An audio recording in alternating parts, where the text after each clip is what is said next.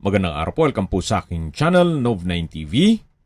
Patalasasan po, meron po ba kayong mga properties na napapabayaan or non-performing assets? Plan nyo ibenta, pero wala kayong oras pagbenta nito.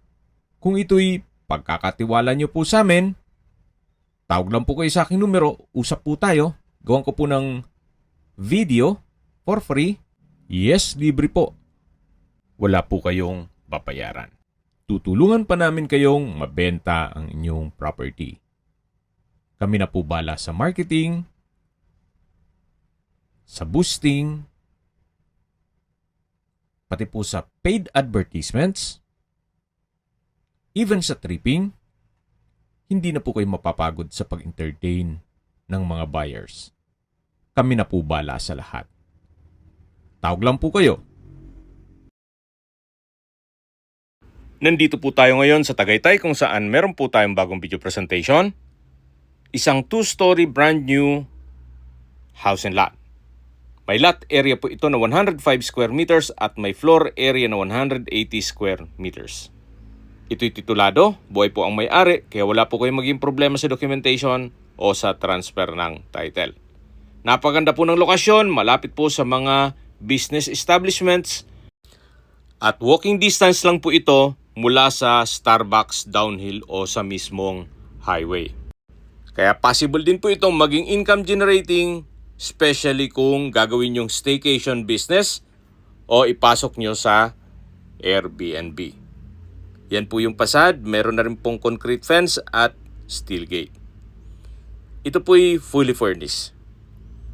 Mula po dito sa property, ilang steps lang po, nandun na kayo sa mismong highway. Ang kagandahan po dito ay hindi po ito nasa loob ng isang subdivision na kung saan wala pong restrictions. At wala rin kayong babayaran na homeowners association dues. Kaya less maintenance na rin po. Ang babayaran nyo na lang ay yung amilyar o yearly na real property tax. Yan po ang kapaligiran, tunghayan nyo po. Ito naman yung pasad at yung corner side ng bahay. Wala naman po kayong papagawa dito. Halos bago pa at hindi naman po ito natitirhan ni owner, gawa ng madalas nasa Amerika po sila. Ito po yung garahe. Kakasya po isang pick-up. Actually kung sedan, kasya po dalawa o yung mga compact cars. Ito pong garahe ay naka-tile flooring na rin. Maayos din po ang pintura ng ceiling at wall. Dito naman po ay may pocket garden.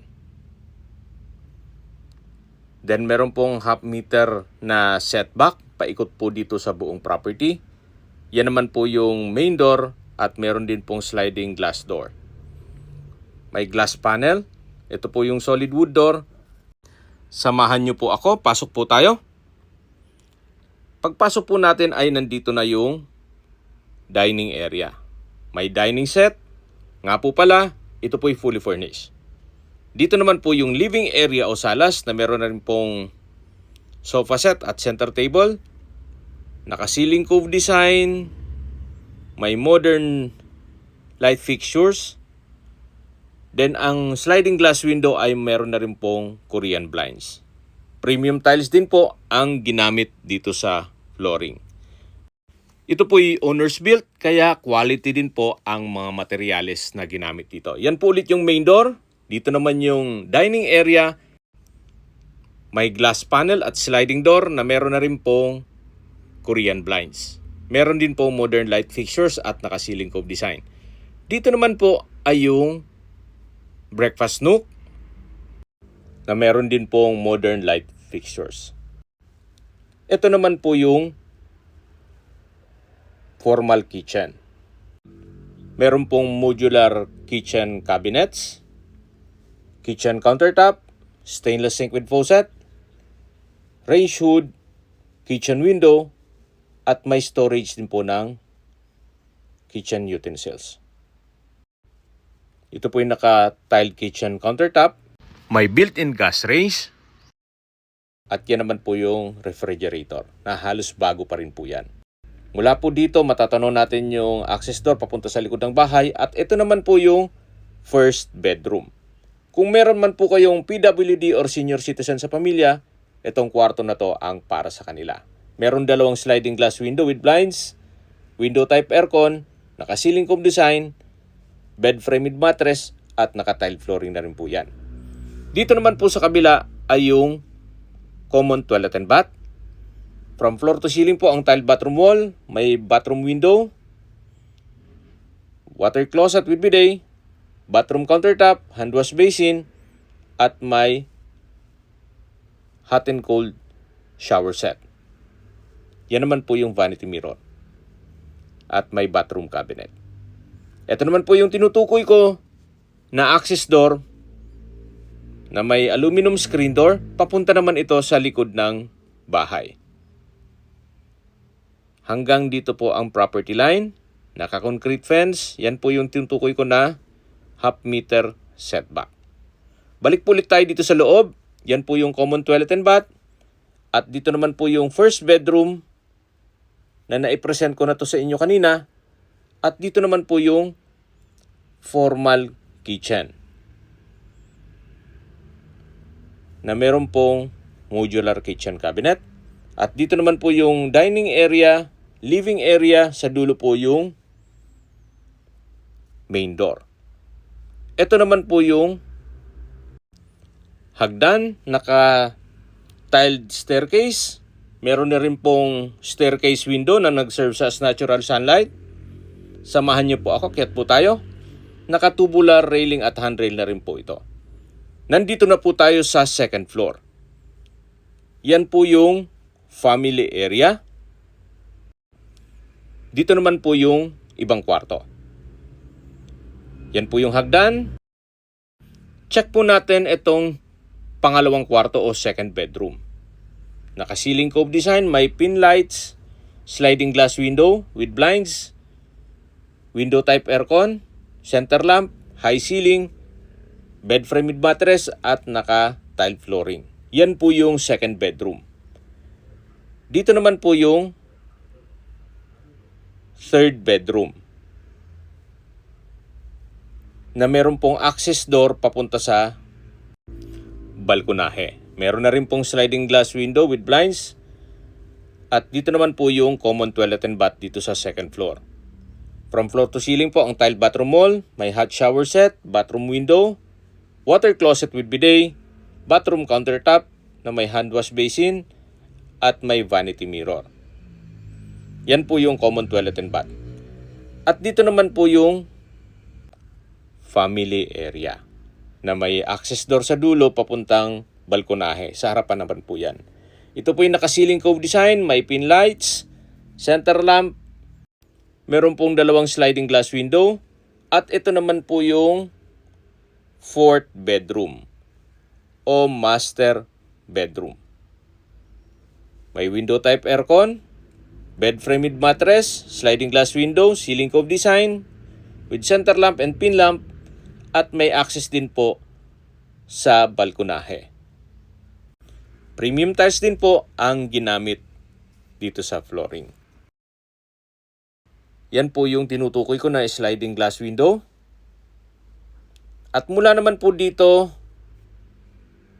yan po yung dulo ng balkonahe na may access papunta naman sa family area. Tunghayin niyo po inyong mga magiging kapitbahay. Napakatahimik po ng lugar, sariwa ang hangin, at malamig po ang klima. Ito po yung nasa mataas na lugar. Ang estimated elevation above sea level ay 2,000 feet. Tunghayin niyo po ulit itong master bedroom. Yan po yung sliding glass window with blinds. May electric fan, may window type aircon, at meron din po itong sariling toilet and bath. May vanity mirror, hand wash basin, bathroom countertop at cabinet. Meron din pong water closet with bidet, tissue holder, overhead shower, bathroom window, at from floor to ceiling po itong tile bathroom wall. Meron din pong wall-mounted na towel holder. Yan po yung toilet and bath ng master bedroom. At labas na po tayo. Nandito po ulit tayo sa my hallway. Ito po yung family area. At yan naman po yung tinutukoy ko na sliding glass window na access mula sa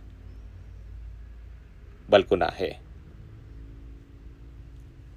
Actually, na-present ko na yan. Galing po tayo dun sa dulo. Okay, sa distance, location at travel time portion na po tayo. Mula po sa Starbucks downhill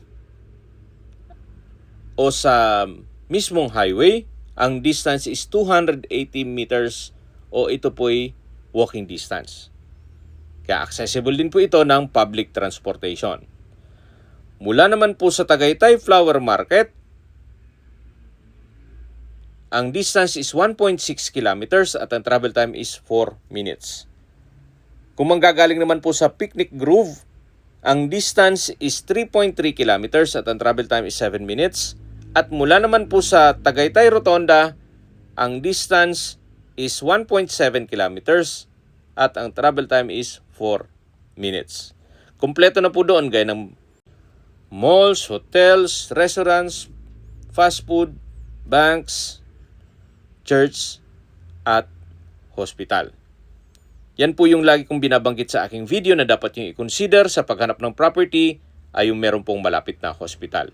Hindi ko naman po sinasabing sakitin kayo. Yan naman po ay for emergency purpose lang naman. At mula naman po sa Calac, Santa Rosa, ang distance is 25.1 kilometers at ang travel time is 34 minutes. Mula naman po sa Manila o sa airport, ang distance is 60.50 kilometers at ang travel time is 1 hour and 15 minutes. Nandito na po tayo sa likod ng bahay. Ito po yung tinutukoy ko na half meter setback. Paikot po ito ng buong property. At sa dulo po nito ay yung meron pong pocket garden at yung garahe mismo. Then yung pedestrian gate. Binebenta po ito ni owner sa halagang 13 million pesos net. Kung may mga katanungan po kayo, tawag lang po kayo sa aking numero. At sa mga kababayan naman natin nasa ibang bansa, meron po akong WhatsApp, Viber, Telegram, at Signal. Same number lang po, 0917-316-3399. Sa mga nagtatanong naman po ng aming Facebook, meron po aming Facebook page na Nov9TV at Facebook Real Video. Meron din pong TikTok at Instagram. May ibang YouTube channel po kami, the Nov9TV channel, Nov9TV Listings, Nov9TV On The Spot, Nov9TV Updates, at Nov9TV House Rental. Sana po naibigyan nyo ang video presentation. Paki-like and subscribe na lang po sa aking channel para ma-update din po kayo sa aking future listings.